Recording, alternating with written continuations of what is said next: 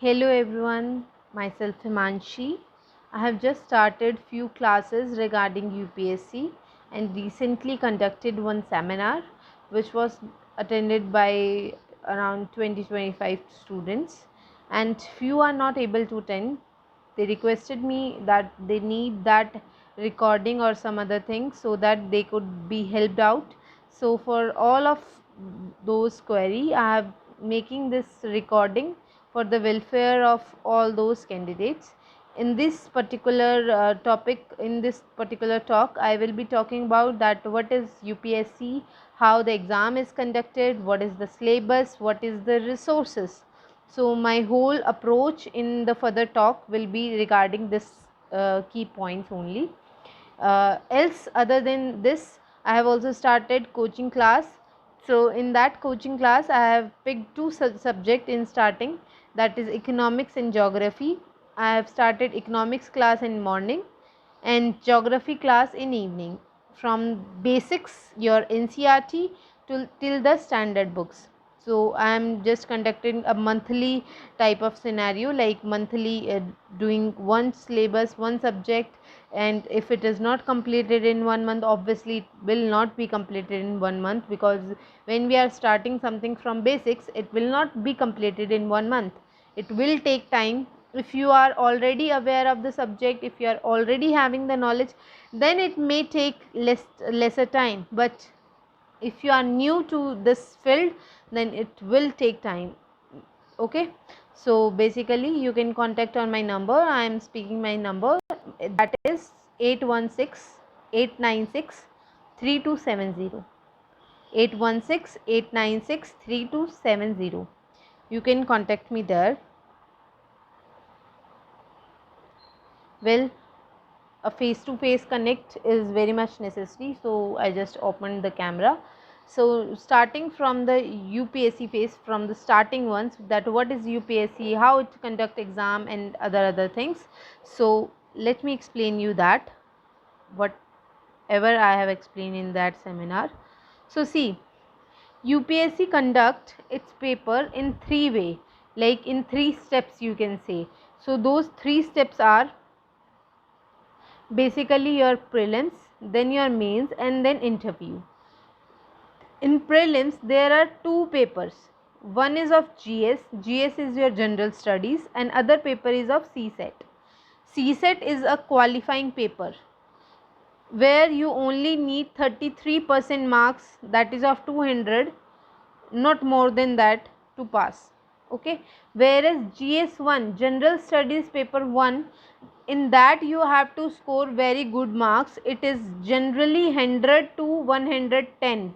The cutoff is this much out of 200. See, the prelims paper is 200 each, 200 for GS1 and 200 for CSET, जिसमें से GS1 की merit list कितनी जाती है, 100 से 110. ठीक है, whereas CSET is just qualifying where you need only 33% marks out of 200. So this is about prelims, which you say pre. Okay, then comes your mains. In mains there are 9 papers. Out of those 9 paper, 4 paper आपके GS के होते हैं, GS general studies. Okay, and 3 papers, one is related your Hindi, then your English, and one is of essay.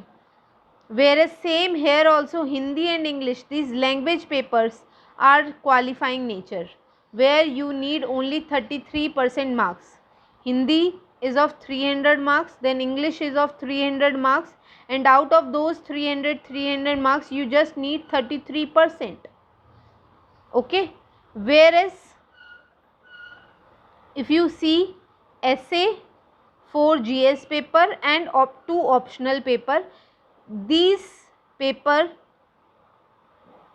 are calculated as like 250 each. There are 7 papers, 4 of GS, 2 of optional, 4, 5, 6, and 7th essay. So 250 into 7, that is 1750 marks. So mains में 1750 number का आपका total paper होते हैं. ठीक है, where as Hindi English जो language paper है, that is of 300 each, and only you need is 33% to pass. Okay, and what is optional? तो regarding optional, if I say, see, UPSC gives you around 25 to 30 options. You have to choose any one optional you have to choose. Like optional are like agriculture subject, botany, chemistry. If you are commerce student, then commerce and accountancy, management, anthropology, sociology, literature subjects. There are several others optional available. I will show you the list. You choose any of the options.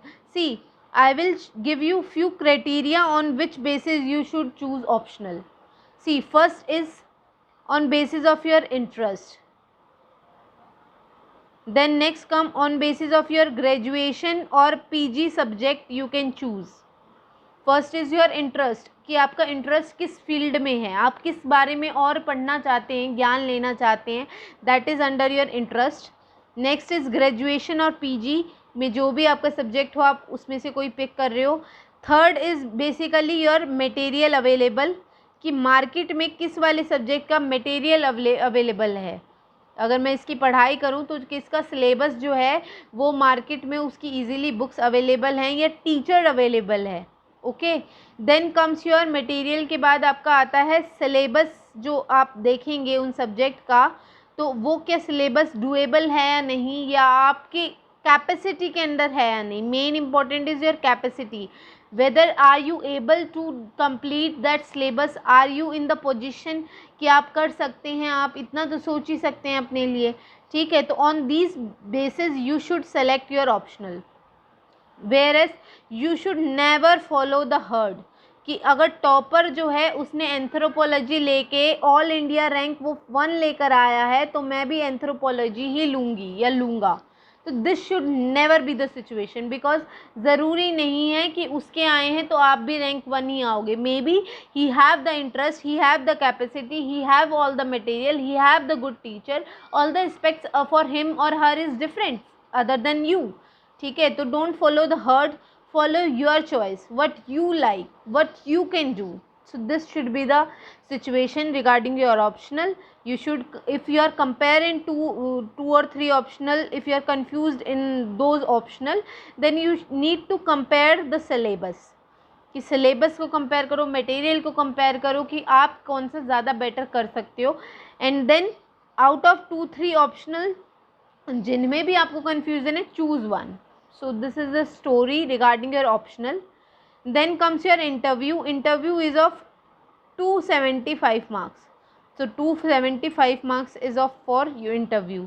And जो merit बनती है finally वो mains की आपके 1750 marks, मतलब 1750 marks plus आपके 270 marks for interview. In basis में आपकी फाइनल जो मेरिट लिस्ट निकलती है, final merit list is based upon this score. Okay, I hope this is clear. So UPSC paper is conducted in 3 phase: prelims, mains and interview. Prelims have 2 paper, जिसमें से एक qualifying nature का है CSET और एक general studies का paper है. उसके बाद आपका मेंस में 9 पेपर होंगे, जिसमें से 4 आपके GS के पेपर हैं, 2 आपके लैंग्वेज के पेपर हैं जिनमें सिर्फ पास होना है, एक आपका ऐसे का पेपर है और 2 आपके ऑप्शनल के पेपर हैं. तो इन टोटल अगर मैं करूँ तो 9 पेपर होते हैं. 9 में से 2 तो सिर्फ पास होने वाले हैं और बाकी आपको नंबर मिलेंगे 250 मार्क्स ईच के हिसाब से. और इंटरव्यू जो है आपका वो 275 मार्क्स का होता है. तो ये मैंने अभी तक आपके साथ डिस्कस किया, क्विक रिवीजन. उसके बाद बात करूं अगर मैं आपकी ओपन करके ये 4 GS को, कि GS क्या होते हैं क्या नहीं होते हैं, उनके बारे में बात करूं तो 4 जनरल स्टडीज़ के पेपर होते हैं, 250 मार्क्स ईच. तो अगर मैं GS1 की बात करूं, it includes your history, art and culture, geography, society. GS2 include your governance, constitution, polity, social justice and international relation. Okay, then GS3 includes your technology, economic development, biodiversity, environment, security and disaster management. Fine. And your GS4 includes your ethics, integrity and aptitude. तो जो 4 आपके ये paper होंगे general studies के। देखिए नाम से ही clear है, जनरल स्टडीज़ मतलब आपको सामान्य ज्ञान लेना है, किसी भी चीज़ में प्रोफेशनल नहीं बन जाना है कि आपको साइंस बिल्कुल शुरू से आनी चाहिए। If you are commerce background तो साइंस पूरी आनी चाहिए, पूरी इंजीनियरिंग डॉक्टरी वाला पढ़ लो। नो, आपको सामान्य ज्ञान लेना है। सेम वे इकोनॉमिक्स में, आप साइंस के स्टूडेंट हो, आपको इकोनॉमिक्स में PhD हासिल नहीं करनी है, आपको सिर्फ इतना पढ़ना है जितना एक जनरल सामान्य ज्ञान एक इंसान को के पास होना चाहिए, एक ब्यूरोक्रेट के पास होना चाहिए। तो आपको एक जर्नलिस्ट बनना है, not a specialist. You need to be a journalist after your selection, not a specialist in certain field. Specialist already हैं उनमें, ऑफिसेज में, हर एक में। आपके लिए जनरलिस्ट की नियुक्ति हो रही है। Okay, so this should be the clear in your mind. Whereas जो ऑप्शनल होता है उसमें आपको स्पेशलिस्ट होना पड़ता है, लेकिन GS के पेपर में आपको सामान्य ज्ञान चाहिए, वेरेज ऑप्शनल के पेपर में आपको स्पेशलिस्ट वाला ज्ञान चाहिए। सो आप ये माइंड में क्लियर रखना कि जो भी मैं ऑप्शनल चुनूंगी उसमें मैं माहिर होना है मुझे। वेरेज जो भी मेरे सामान्य ज्ञान के पेपर हैं 4 GS के, वो इतने होने चाहिए कि बेसिक नॉलेज होनी चाहिए। एज अ ब्यूरोक्रेट अगर मेरे आगे कोई सिचुएशन आएगी, I should be in a position to take decisions. So this is should be the your key point mainly.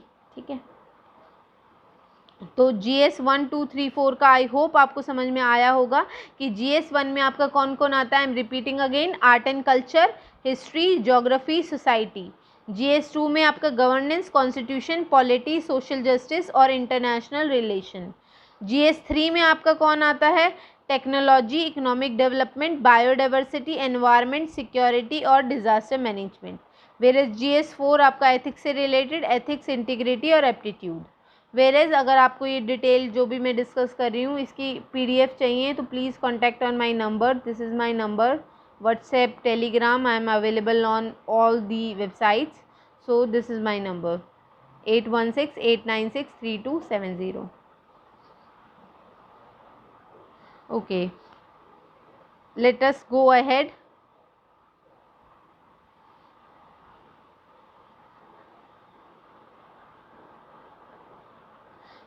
So this was all regarding your prelims, mains interview, and what is GS, what is general studies. That now discussing the resources. Which books should you prefer? See, इस page पर मैंने जितनी कम से कम books हो सकते हैं ना, कम से कम रिसोर्सेज वो मेंशन किए हैं। This is the Mantra of selection कि जितने कम रिसोर्सेज होंगे, जितने कम चीज़ों का बहुत अच्छी तरीके से पढ़ोगे, बहुत बार उनकी रिवीजन करोगे, बहुत बार उनकी रिवीजन करोगे तो ही आपका सिलेक्शन होगा। किसी भी टॉपर की, किसी भी सेलेक्टेड इंसान से बात कर लेना, ही मस्ट से कि रिवीजन और मिनिमम रिसोर्सेज ही हैं जो आपको जीत दिलाएंगे। वेरस इसके अलावा और क्या क्या चीज़ें चाहिए, आपके अंदर हार्डवर्क हो, करने की क्षमता हो, वेरस आपके अंदर कंसिस्टेंसी हो। मतलब ये नहीं आज पढ़ा और फिर 1 हफ्ते की छुट्टी, या 2 घंटे पढ़ा एंड इनफ है, बहुत हो गया, ठीक है। लेकिन उसमें कंसिस्टेंसी भी होनी चाहिए कि रोज़ आप उतना ही करो, धीरे धीरे आप अपनी लिमिट्स को बढ़ाएं, ठीक। उसके अलावा परसिवरेंस होना चाहिए आपके अंदर। परसिवरेंस इज दृढ़ता, कि करने का एक जुनून होना चाहिए, कोई एक मिशन होना चाहिए कि मैं क्यों करना चाहता हूँ, ये करना चाहती हूँ। एक माइंड में आपके गोल होना चाहिए सेट कि why I am doing this, for whom I am doing this, what this platform will give back to me, और क्या मुझे सेल्फ सेटिस्फेक्शन होगी। So all this concept should be clear in your mind, ठीक है। ये नहीं कि किसी के प्रेशर में आके आप करो, ठीक। तो this is regarding your resources के which books you should read regarding subject. मैंने बहुत मिनिमम से मिनिमम बुक्स रखी हैं यहाँ पर।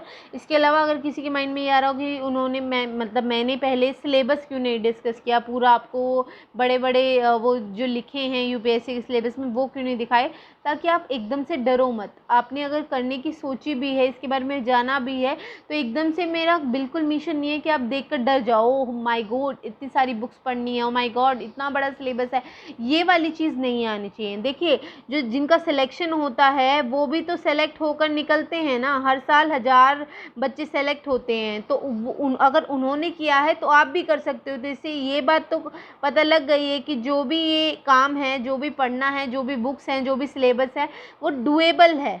अगर वो कर सकते हैं तो आप भी कर सकते हो। दे आर नॉट रोबोट्स और दे आर नॉट समवन की जो अलग प्लानट से उतर के आए हैं। They are also human beings, they are also students, they are also like me and you. तो if they can do then we can also do, simple.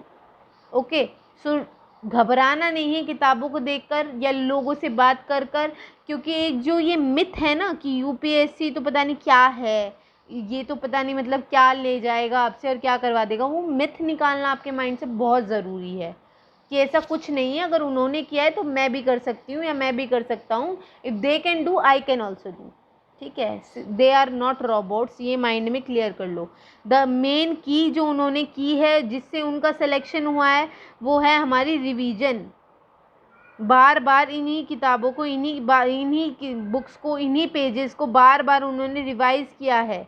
उन्होंने डेली बेसिस पे अपना काम किया है। एक ऑफ ले लिया चलो संडे को, पर ये नहीं किया कि रोज़ की छुट्टी करके बैठ गई, ठीक है। तो उन्होंने हार्ड वर्क किया है, मेहनत की है, उन्होंने डेली किया है। उनके मन में एक जुनून था। रोज़ जब वो गिरते थे तो उनके माइंड में ही रहता था कि मैंने शुरू क्यों किया था, वो उसको याद करते थे और फिर शुरू हो जाते थे। तो this is the reason why they are selected. Okay, तो this is just some motivational बातें, ठीक है। Let's move back to the resources. See I have written here basics, जो सब्जेक्ट आपके होते हैं और उसकी कौन सी बेसिक्स बुक आपको पढ़नी होती हैं, दैट आर मैंडेटरी, और जिनके बिना आपको ज्ञान नहीं मिलेगा, वो मैंने यहाँ पर मेंशन किए हैं। तो कौन सी है, अगर मैं हिस्ट्री की बात करूँ तो हिस्ट्री के लिए you should read old NCERT, old NCERT for ancient medieval, ठीक है। Whereas a Tamil Nadu edition book of 11th class, that is notes type of. तो for a quick revision after reading your 11th 12th old NCERT you can read this Tamil Nadu edition 11th class book. No need to read 12th class book. Why I am saying this, because Spectrum जो है एक पूरी अच्छी किताब आपकी 700 pages के around. अब डरना मत, 700 पेज नाम सुनते ही, बहुत छोटी सी है, ठीक है। आपकी छोटे से बैग में भी वो कैरी हो सकती है। इट्स लाइक अ नॉवल, ठीक है। तो ऐसे घबराना मत 700 पेज सुनते ही, ठीक है। तो स्पेक्ट्रम आपकी मॉडर्न हिस्ट्री को बहुत अच्छे से कवर करती है, तो उसी में आपकी तमिलनाडु वाली 12th की पढ़ने की नीड भी नहीं पड़ेगी आपको। तो आपको यहाँ पर क्या क्या पढ़ने के लिए मैंने बोला है हिस्ट्री के लिए, हिस्ट्री के मैंने आपको बोला कि आप एक तो ओल्ड एनसीईआरटी लें, एंशिएंट एंड मिडीवल की, ठीक। और तमिलनाडु एडिशन की 11th क्लास की बुक पढ़ें। वेयर एज मॉडर्न हिस्ट्री के लिए आप स्पेक्ट्रम इज़ इनफ बुक, ठीक है। उसी को आप अच्छे से कम 5-6 बार पेपर तक आते आते रिवीजन कर लें, आपके टिप्स पे हो जाएगी। आप नॉट ओनली यूपीएससी, आप कोई और स्टेट एग्ज़ाम दे रहे हैं या एसएससी दे रहे हैं, कोई भी पेपर दे रहे हैं, वो सारे क्लियर होंगे। जीएस के मामले में आप घबराओगे नहीं कभी अगर ये सारी बुक्स पढ़ ली तो, ठीक है। Then comes your art and culture. Art and culture के लिए 11th क्लास की फाइन आर्ट्स की बुक होती है एक, बहुत पतली सी। उसके अलावा नितिन सिंघानिया की बुक्स, नितिन सिंघानिया की बुक इतनी इंटरेस्टिंग वे में लिखी हुई है, आप पढ़ोगे, एक चैप्टर पढ़ने के लिए खोलोगे, आप अपने आप दूसरा तीसरा अपने आप पढ़ने का मन करेगा आपका। It is so interesting way of writing, pictures, वो सब आपको बहुत अट्रैक्ट करेंगी, ठीक है। स्टार्टिंग में भी हिस्ट्री आप पहली बार पढ़ रहे हो लाइफ में, तो मे भी आपको नींद आए, बोरिंग लगे स्टार्टिंग में, लेकिन जो आपको वो परसिवरेंस है ना, दृढ़ता वाला कि मैंने शुरू क्यों करा, वो शुरू क्यों किया वाला चीज़ आप जब अपने माइंड में याद करोगे ना, तो हिस्ट्री पढ़ते हुए नींद नहीं आएगी, आपको इंटरेस्टिंग लगेगा कि ठीक है। आप इंटरेस्टिंग, आप कनेक्ट कीजिए हिस्ट्री, ज्योग्राफी, ये जो सारे सब्जेक्ट है, पॉलिटी, इनको आप अपने रियल लाइफ से कनेक्ट करो। ज्योग्राफी आप देख रहे हो सामने आसपास, आप एनवायरनमेंट देख रहे हो, आप अपने सामने नदियाँ देख रहे हो, आप प्लेट्यू प्लेन्स, आप जिस भी एरिया में रह रहे हो वहाँ आसपास देखते हो ये सारी चीज़ें। Connect all those things to that, ठीक है। साइक्लोन आ रहा है तो उससे कनेक्ट करो, साइक्लोन जो आपने पढ़ा और जो असली में आ रहा है उससे, ठीक है। तो कनेक्ट करेंगे तो बोरिंग नहीं लगेगा। सेम वे हिस्ट्री को भी, हाँ हिस्ट्री को आप कनेक्ट नहीं कर सकते, लेकिन हाँ सोच तो सकते हो कि अच्छा हमारे पे जो रूल करते थे उन्होंने ऐसा किया था, ऐसा किया था।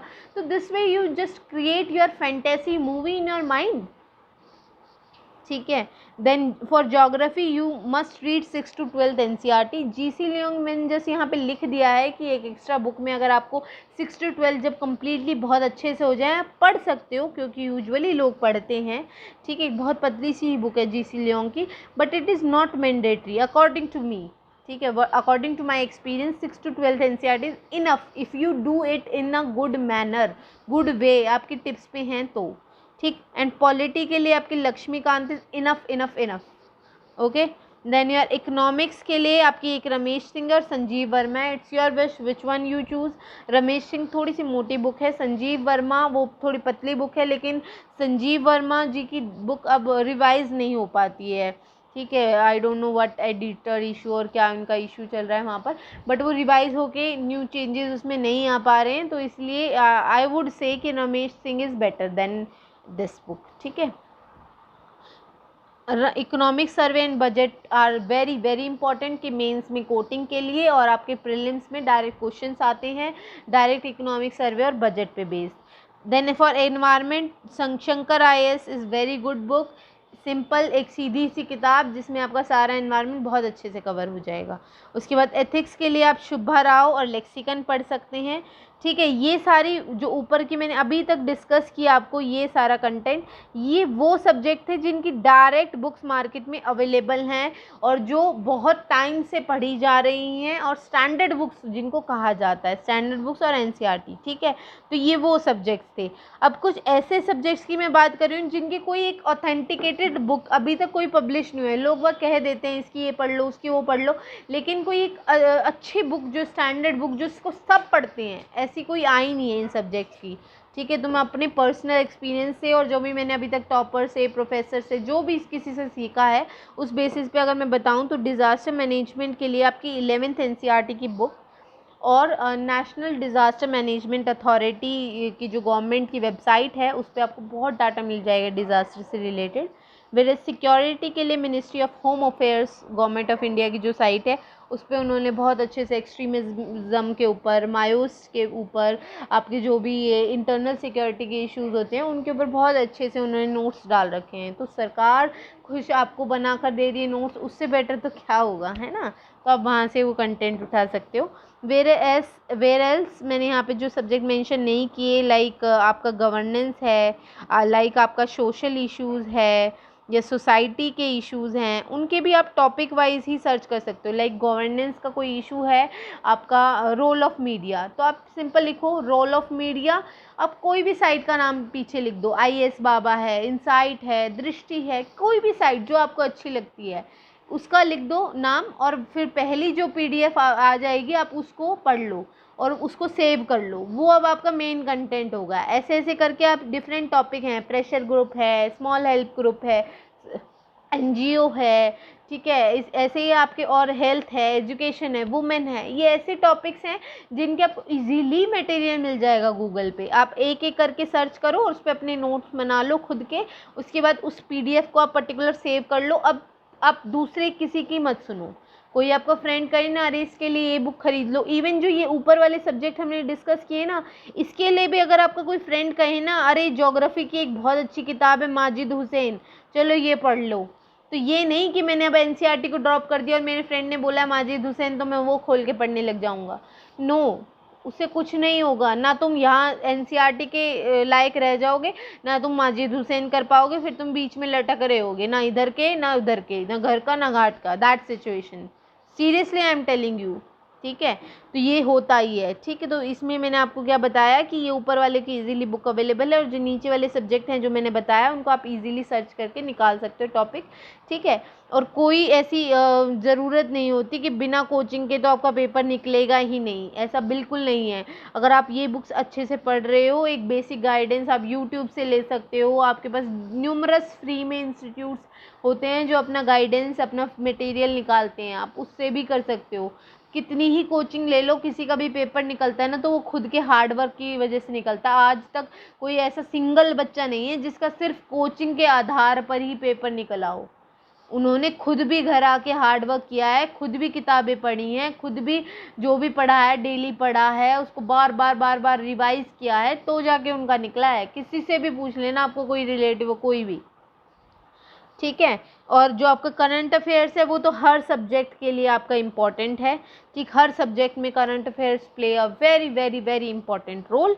तो करंट अफेयर्स के लिए आपका बेस्ट रहता है कि आप हिंदू या इंडियन एक्सप्रेस कोई भी एक न्यूज़पेपर फॉलो कर लो, कोई भी एक फॉलो कर लो। ये नहीं कि किसी के कहने से कि अरे तू ये भी पढ़ ले, इसमें ये मिंट बहुत अच्छा आता है, बिजनेस स्टैंडर्ड बहुत अच्छा आता है, इंडियन एक्सप्रेस का ये वाला आर्टिकल बहुत अच्छा आया है, हिंदू का ये वाला अच्छा है। नो, आप एक दिन के लिए सारे अखबार की पीडीएफ कंपेयर करने के लिए देख सकते हो, उसके बाद आप एक चूज़ कर लो कि मैं ये पढ़ूंगा, चाहे दुनिया कोई सा पढ़े, मैं एक पर्टिकुलर पढ़ूंगा।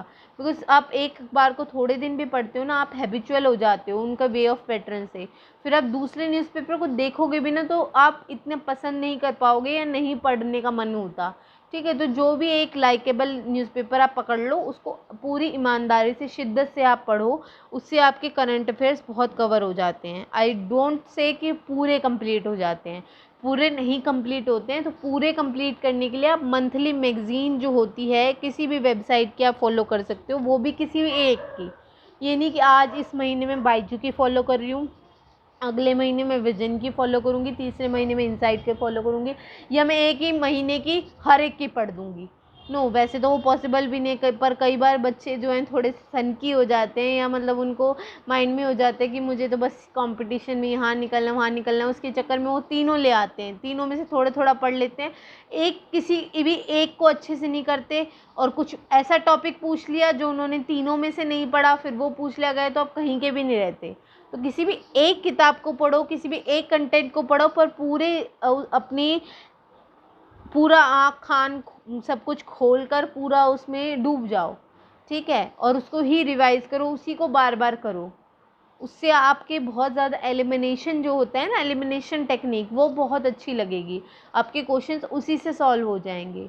ठीक है, क्योंकि पेपर में क्या होता है, अगर आपको अधूरा ज्ञान है, थोड़ा थोड़ा ज्ञान है, तो अधूरा ज्ञान एक जहर की तरह होता है, जिससे आपको पेपर में ऐसे लगेगा अरे ये सुना सुना है, लेकिन आपको आंसर याद ही नहीं आएगा। वो इसलिए नहीं याद आएगा because you are not sure, और अगर लगा भी आओगे तो कहीं ऊपर नीचे तुक्के लगा दिए तो वैसे नेगेटिव मार्किंग में फेल हो जाओगे। ठीक है, तो this should be the situation for the current affairs. एक मंथली मैगजीन पढ़ो और करंट अफेयर्स के लिए एक न्यूज़पेपर पढ़ो। Newspaper not only give you current affairs, it also improve your English, बहुत ज़्यादा इम्प्रूव करेगा आपकी इंग्लिश, बोलने की स्किल, लिखने का स्टाइल। मेंस में जो आपके एडिटोरियल्स आते हैं वो एक मेंस के आंसर की तरह होते हैं, बड़ा वाला एडिटोरियल जो होता है वो ऐसे की तरह होता है, तो आपको वो एक लिखने का ज्ञान आएगा, कैसे ऐसे लिखा जाता है, कैसे शॉर्ट आंसर्स लिखे जाते हैं 250 मार्क्स के, 150 मार्क्स के, तो सॉरी 250 मार्क्स नहीं, 250 वर्ड्स एंड 150 वर्ड्स। ओके, इसके अलावा आप सप्लीमेंट्स, मैंने यहाँ पर क्यों लिखा है कि सप्लीमेंट्स मतलब और क्या एडिशन कर सकते हो, क्या आप अपने अंदर न्यूट्रिशन डाल सकते हो, अपनी नॉलेज के न्यूट्रिशन, तो वो क्या है, पीआईबी की वेबसाइट आप अपनी एडिशन कर सकते हो, रोज़ उसको देख रहे हो, अब जाके मिनिस्ट्री की साइट्स देख रहे हो। ठीक, इसके अलावा जो आपकी डिफरेंट मैगजीन्स हैं उसमें भी आप कोई भी एक पढ़ रहे हो या दो पढ़ रहे हो। देखो ये सप्लीमेंट जो है ना, ये नेसेसरी या वो नहीं होते कि मैंडेटरी है कि मतलब जिसने ये नहीं करे वो मतलब फेल हो जाएगा, ऐसा नहीं है। आपने और चीज़ें अगर अच्छे से की हैं तो ये ना भी पढ़ो तो चल जाता है, लेकिन हाँ अगर आप इनको पढ़ लेते हो तो सरकार के द्वारा पब्लिश होती है तो ज़्यादा ऑथेंटिकेटेड इन्फॉर्मेशन होती है, डिफरेंट टॉपिक्स की ज़्यादा अच्छी से बात पता लगती है। जैसे कॉन्स तो आपको अखबार से पता लग जाएंगे कि क्या कमियां हैं किसी स्कीम वगैरह की, लेकिन क्या प्रॉज हैं, फ़ायदे क्या हैं, क्या क्या हमारी सरकार कर रही है, क्या हमारे वे फॉरवर्ड में हम ऐड ऑन कर सकते हैं, तो उन सारी की बातें ना आपको इन मैगजीन से मिल जाएंगी। क्योंकि जैसे योजना है, कुरुक्षेत्र है, ये पब्लिश होती हैं गवर्नमेंट के द्वारा, ministry of information and broadcasting के द्वारा, तो आपको यहाँ से ये सब लिखने में हेल्प मिलेगी कि सरकार क्या कर रही है। जब आपको वे फॉरवर्ड लिखना होगा, प्रॉज लिखने होंगे, इंट्रोडक्शन देना होगा, तो उन सब को लिखने के लिए ये काफ़ी काम आती है मैगज़ीन। वेयरएज जैसे मैं थोड़ा बता दूँ, डाउन टू अर्थ हो गई आपकी, ये मेनली एनवायरनमेंट से रिलेटेड जो कंटेंट होता है वो इस मैगज़ीन में होता है, एनवायरनमेंट रिलेटेड। वेयरएज कुरुक्षेत्र में आपका विलेज रूरल एरिया से रिलेटेड जो आपके आर्टिकल्स आते हैं वो इसमें होते हैं।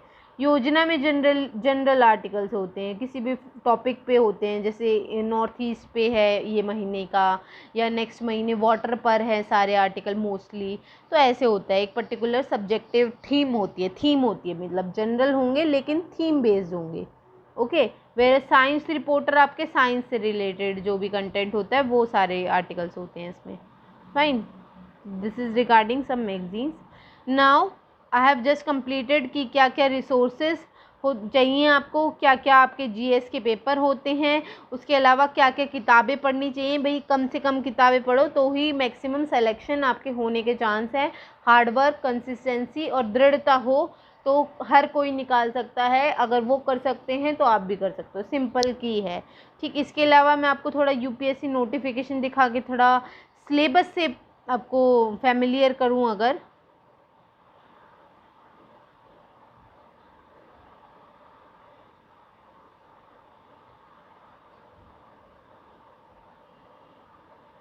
हाँ जी, सिलेबस की अगर मैं बात करूँ तो ये नोटिफिकेशन है, ये आप खुद पढ़ लीजिएगा। अगर आपको ये नोटिफिकेशन आपके पास नहीं है और आप लेना चाहते हैं तो मुझे आप मेरे पर्सनल इस नंबर पर मैसेज कर देना, ठीक है, मैं आपको भेज दूँगी। ठीक है, जो मैंने डिस्कस किया वो भी और ये नोटिफिकेशन भी। वैसे तो इजीली आपको गूगल पे नोटिफिकेशन तो मिल ही जाएगी। ठीक, इसके अलावा आपको अगर मेरी क्लासेस लेनी है तो भी आप मेरे इस नंबर पे कांटेक्ट कर लीजिएगा। मैं आपको अपनी क्लासेस का भी डेमो वगैरह जो भी आप वो भी प्रोवाइड कर दूँगी। ठीक है, ठीक, ये आपको मैं ऑलरेडी डिस्कस कर चुकी हूँ कि प्रीलिम्स में कौन से पेपर होंगे, मेंस में क्या क्या होगा और इंटरव्यू में क्या होगा। वेयरएज एक बात आपको बतानी रह गई थी प्रीलिम्स से रिगार्डिंग, मैं जूम कर दूँ लिटिल बिट ताकि इजीली आप देख सकें।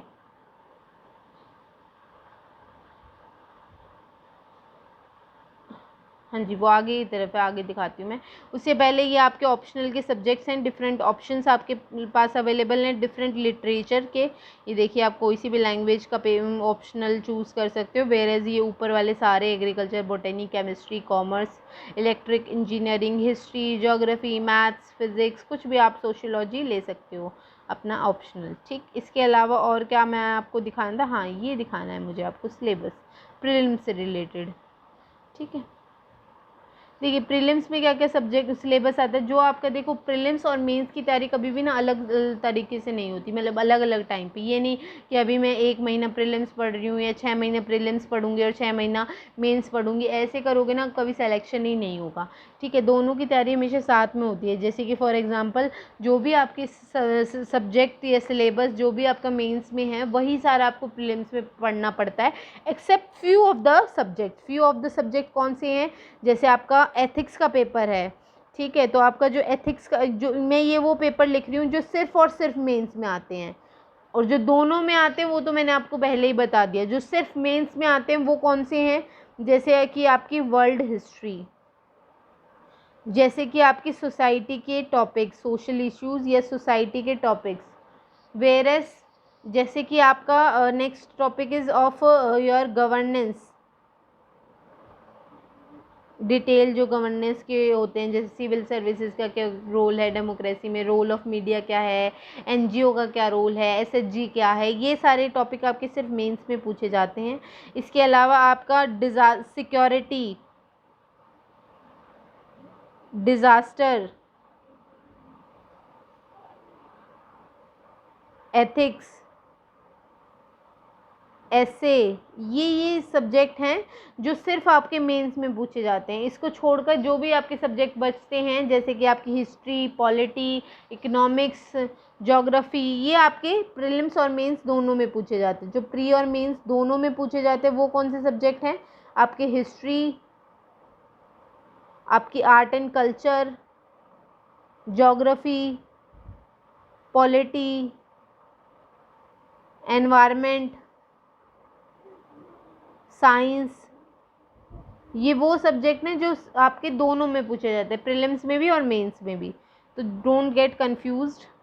ठीक है, ये लिखा भी है यहाँ पर डिटेल में कौन से आपके current events, history, geography, polity, economics, environment और साइंस, ये आपके सिर्फ और सिर्फ आपके प्रीलिम्स में पूछे जाते हैं और मेंस में भी। ठीक है,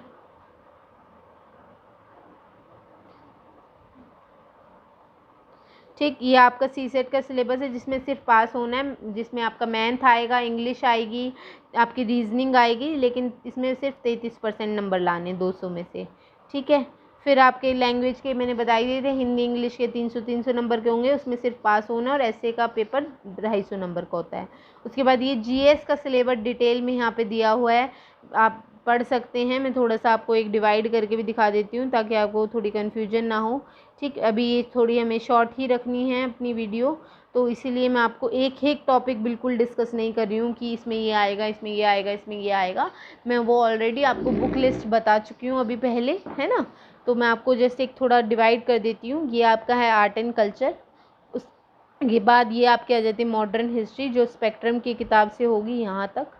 उसके बाद आपकी आ जाती है वर्ल्ड हिस्ट्री। ठीक, यहाँ पर आपकी हिस्ट्री का टॉपिक ख़त्म हो जाते हैं यहाँ तक। इसके बाद ये आपके कौन से टॉपिक हैं, सोसाइटी के। ठीक है जी, सोसाइटी के आपके टॉपिक्स कहाँ तक हैं, ये आपके इंडियन सोसाइटी के बारे में, ग्लोबलाइजेशन के बारे में, अर्बनाइजेशन, वुमेन के बारे में। ठीक, ये कॉम्युनलिज्म, रीजनलिज्म, सेकुलरिज्म, ये आपकी सोसाइटी यहाँ ख़त्म हो जाती है। इसके बाद आपकी जो नीचे टॉपिक बचते हैं किससे रिलेटेड हैं, आपके ज्योग्राफी से रिलेटेड। तो GS1 में क्या क्या आ गया, art and culture, history, geography और आपका सोसाइटी। तो 4 चीज़ें आ गई। ये मैंने स्टार्टिंग में ही बताई थी कि GS1 में क्या क्या आता है। इसके बाद अब हम बात करते हैं GS2 की।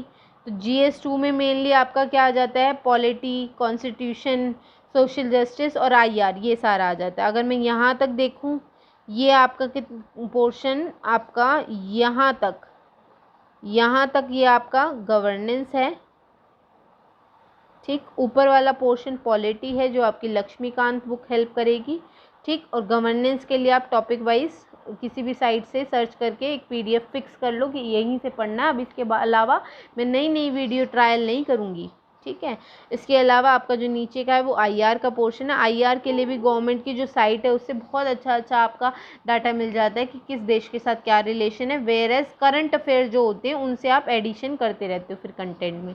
सेम भी यहाँ पर भी जो करंट अफेयर्स होते हैं हर सब्जेक्ट के, वो ऐड ऑन होते जाते हैं। ठीक है, वो आप इसमें अपने सब्जेक्ट बेसिक से कैसे कनेक्ट करते हो कि भाई राज्यसभा का रोल ये होता है, लोकसभा का ये रोल होता है। अब आज की सिनेरियो में क्या लोकसभा कर रही है या क्या राज्यसभा कर रही है, क्या उसके मेंबर्स की रूलिंग आ रही है, वो सब आप करंट अफेयर्स के अपने कंटेंट ऐड कर सकते हो। जुडिशरी ने क्या क्या न्यू जजमेंट दिए, तो उससे रिलेटेड कोई आता है कि जुडिशरी का क्या रोल रहा कोरोना पैंडेमिक में, तो आप उसमें करंट अफेयर्स उसके जो बेसिक कंटेंट है जो जुडिशरी से रिलेटेड कि उनका रोल है ये करना और उन्होंने क्या क्या किया, आप इस तरीके से अपना आंसर करंट अफेयर्स के साथ बेसिक्स को ऐड करके फॉर्मुलेट करते हैं कोई भी आंसर। ओके, तो ये आपका था GS से रिलेटेड, GS2 से related.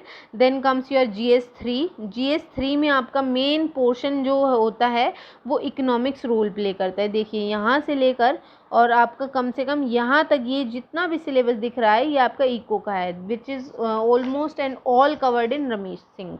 Okay, then your science and tech. Science and tech बिल्कुल भी ज़रूरत नहीं है, 6ठी से 12वीं तक पढ़ो।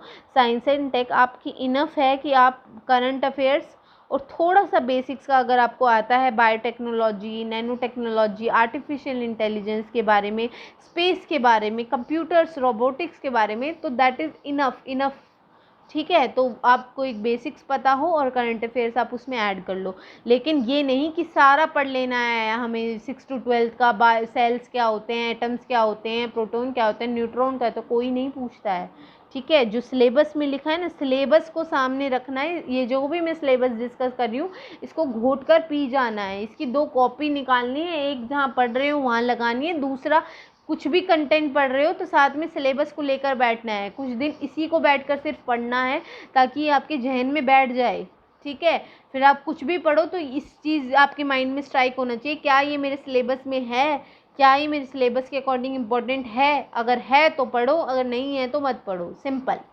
ठीक है, उसके अलावा ये यहाँ तक आपका तो क्या था, साइंस एंड टेक। उसके बाद आपका है एनवायरनमेंट। सिंगल लाइन लिखिए, लेकिन environment play a very very important role in your mains also, in your pre also, because जो इंडियन फॉरेस्ट सर्विस का एग्ज़ाम है वो अब कंबाइन होता है IAS IPS वाले पेपर के साथ, तो इसीलिए एनवायरनमेंट और ज्योग्राफी का पोर्शन बहुत ज़्यादा आता है पेपर में, प्रीलिम्स में।